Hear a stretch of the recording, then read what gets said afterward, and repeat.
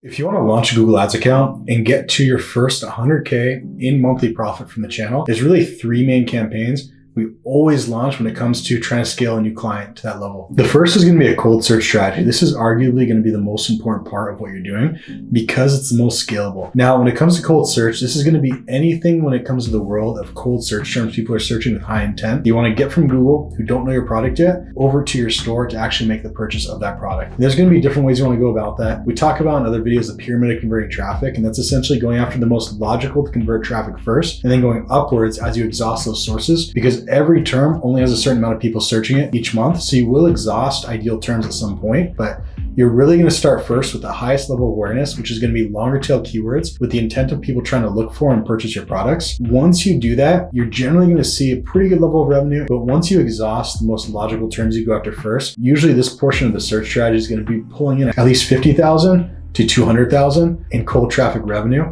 And once you exhaust that level, you're going to get into the other levels of awareness, right? So there will be the ability for you to get more than, let's say, $200,000 in top line monthly revenue for your store, but it's not going to be in just the most likely to convert terms. You're going to have to go into a different level of awareness. But point being is you generally will be able to get to multiple six figures, if not high six figures per month, just from PPC search, not including these other things that we're going to talk about. So the next is going to be a PMAX strategy. Now, PMAX is really nice because it's a more autonomous type of campaign. You're going to set it up as best as you can with all the different creators and assets that you have as a resource. And then the campaign is really going to do what it does best and let the algorithm lead for it. Now, the tricky part about this is you don't have a lot of control to the level of scale. Basically what I mean is, like on search, you can always rotate through different keywords, test different things, go in and out of different keyword pools. With PMAX, it's essentially going to do what it's going to do, and you're going to get plateaued at some point, and you can't really get into other avenues. You need to really just get it to where it's going to go and then focus on other areas around the strategy. Now, there are caveats to that. There's different ways of building out PMAX strategies, but for the most part, if you run a PMAX in the general way you're supposed to,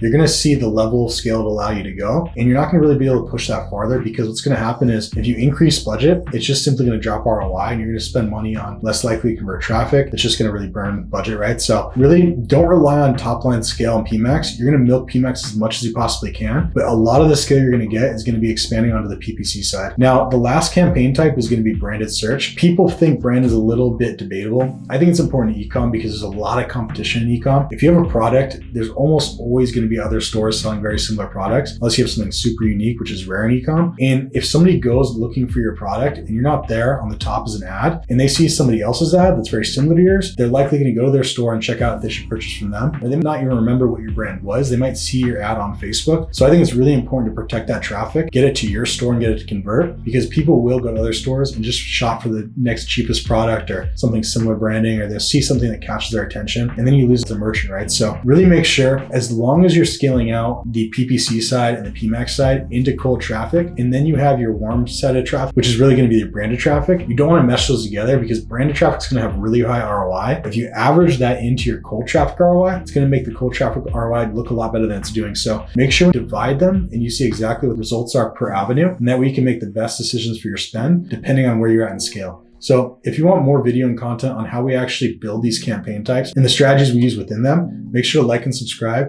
We're constantly putting out new content that we do every day for our clients to scale into 6-7 figures per month.